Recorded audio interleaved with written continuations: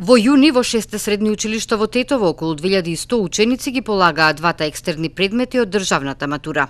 Според податоците од Државниот испитен центар, резултатите годинава се подобри во однос на лани, но тетовските средношколци остануваат речиси на претходните позиции. Најдобри се и натаму гимназијалците, кои се на 26-та позиција. 10 места по нив е Државното музичко училиште, медицинското на 58-та, економското на 74-та, а земјоделското и текстилното се на 88-та, односно 94-та позиција на годинишната ранг листа на успешност по матурските испити. Оние кои не се појавија или пак кои не поминаа во првиот испитен рок, деновиве имаат можност за поправен.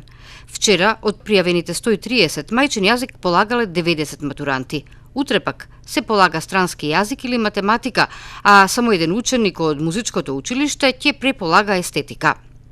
Полагањата за сите ученици годинава во вториот испитен рок се одвиваат во економското училиште во Тетово.